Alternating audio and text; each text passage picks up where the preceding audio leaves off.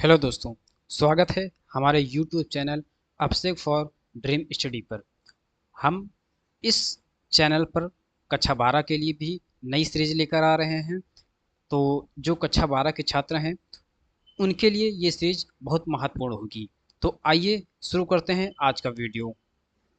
जैसा कि आप देख रहे हैं कि ये मेरा 12th का रिजल्ट है। मैंने 2020 में 12th कंप्लीट किया था और आप देखेंगे तो मैंने 12th में इकोनॉमिक्स में 95 मार्क्स प्राप्त किए थे 100 में से। तो आज मैं आपको इसी की जड़ी बूटी बताने जा रहा हूँ कि मैंने 100 में से 95 नंबर कैसे प्राप्त किए। और ख़ास तौर से आपको भी सलाह दूंगा कि आप कम से कम पढ़ाई में ज़्यादा से ज़्यादा नंबर कैसे प्राप्त कर सकते हैं, विशेषकर इकोनॉमिक्स में। और यदि आप चाहें तो मेरे ठीक ठाक नंबर बाकी सब्जेक्ट में भी हैं, जैसे इंग्लिश में और हिंदी में। यदि आप चाहेंगे और कमेंट करेंगे तो मैं उसका भी एक वीडियो बनाकर डाल दूंगा। तो जानते हैं कि इकोनॉमिक्स में मैंने 95 नंबर कैसे स्कोर किए। अर्थशास्त्र में यदि आप भी मेरी तरह 95% प्राप्त करना चाहते हैं, विशेषकर ऐसे छात्र जो अभी कक्षा 12 में हैं या फिर कक्षा 10 में हैं, जिनकी परीक्षा होने वाली है या फिर अभी से 3-4 महीने बाद है, तो उनके लिए मैं सबसे अच्छी स्ट्रेटेजी बता रहा हूँ कि वो कैसे क्या कहते हैं कि अपने मार्क्स को 95% तक पहुँचा सकते हैं। सबसे महत्वपूर्ण जो है चीज़ वो है सिलेबस को समझना। यदि मैं कहूँ कि पूरे नंबर लाने का जो सबसे महत्वपूर्ण चरण है वो यही है कि सिलेबस को समझना।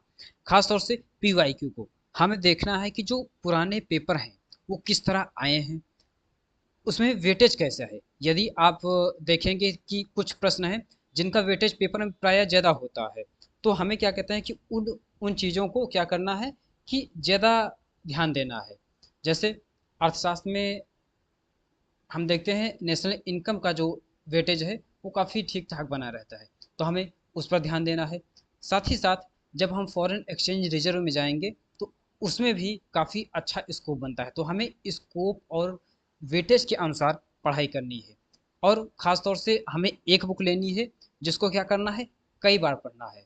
हमें कई सारे रिसोर्स एक एक बार नहीं पढ़ने, हमें एक ही रिसोर्स कई बार पढ़ने हैं। और यदि आप चाहें तो आप एनसीईआरटी पर क्या कहते हैं भरोसा कर सकते हैं। हालांकि मैं कहूँगा कि अगर एनसीईआरटी की अपेक्षा अगर यदि आपके पास कोई और भी रेफरेंस बुक है तो वो पक्का ट्राई कीजिए। अगला है कि हमें छोटे छोटे नोट्स बनाने हैं। जैसे ग्राफ, ये सबसे महत्वपूर्ण है। मैं आपको कहूँगा कि यदि आपने पेपर में ग्राफ वगैरह बना दिए तो आपके जो नंबर की संभावनाएं हैं वो काफ़ी ज़्यादा बढ़ जाती हैं।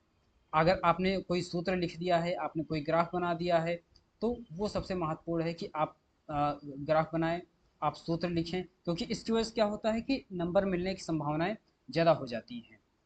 और जो अगला है वो ये है, और सबसे महत्वपूर्ण क्या है कि पिछले जो वर्ष हैं उनका जो प्रश्न पत्र है वो हर हाल में हल करें।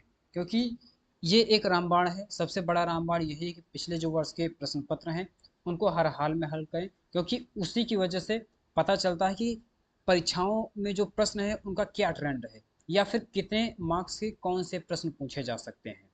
और हमें जो आंसर हम लोग लिखते हैं, जितने शब्दों में कहा है, विशेषकर हमें प्रयास करने हैं कि हम उतने ही शब्दों में लिखें। साथ ही साथ जो परीक्षा में समय प्रबंधन है वो सबसे महत्वपूर्ण है, क्योंकि आपको पता होगा कि यदि हम परीक्षा में समय का ध्यान नहीं रखेंगे तो सबसे बड़ी दिक्कत होगी। और जो महत्वपूर्ण है अंतिम, वो है लगातार प्रयास करना। क्योंकि प्रयास से ही जो हम लोग जब लगातार अभ्यास करते रहेंगे तो उसी से हम लोगों की जो नंबर हैं वो ज़्यादा आएंगे। और अब लास्ट में जानते हैं कि हमें आंसर कैसे लिखने हैं। जैसे मैं आपको एक सैंपल देता हूँ कि हमसे पूछ लिया गया कि नेशनल इनकम क्या है। क्या पूछा गया कि नेशनल इनकम क्या है। तो मान लीजिए हमसे पूछा गया कि नेशनल इनकम क्या है। तो नेशनल इनकम को हम सबसे पहले कैसे लिखेंगे कि हमें सबसे पहले जो कॉपियाँ होती हैं उसमें यहाँ पर परिभाषा लिखनी है। कम से कम प्रयास करना है कि 2 लाइन की हर हाल में परिभाषा लिख दें। उसके बाद हमें क्या करना है कि नेशनल इनकम के जितने मेथड हैं, 3 मेथड हैं जैसे आप जानते हैं, इनकम मेथड और एक्सपेंडिचर मेथड और और प्रोडक्शन मेथड। तो हमें सबसे पहले यहाँ पर परिभाषा लिखनी है। उसके बाद हमें तीनों मेथड लिखने हैं, और यदि तीनों मेथड के बारे में आप जानते हैं तो वो लिखना है। उसके बाद हमें लास्ट में क्या करना है, यहाँ पर निष्कर्ष लिख देना है।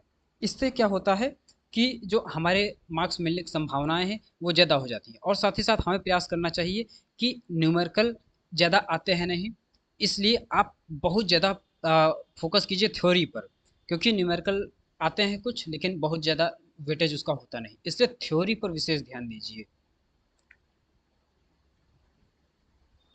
तो दोस्तों यही राज था मेरे 95 नंबर लाने के पीछे। मैं तो कहूँगा आप मेरी बातों को एक बार मानिए, आप मेरे बताए गए रास्ते पर चलिए। मुझे पूरा विश्वास है कि आप भी 95 नंबर अर्थशास्त्र में, और साथ ही साथ यही फार्मूला फॉलो करके आप बाकी सब्जेक्ट में भी अच्छा कर सकते हैं। तो चलिए हम चलते हैं। यदि आपको हमारा जो कंटेंट है वो पसंद आया हो तो हमारे चैनल को सब्सक्राइब कीजिए। मिलते हैं नेक्स्ट वीडियो में। धन्यवाद।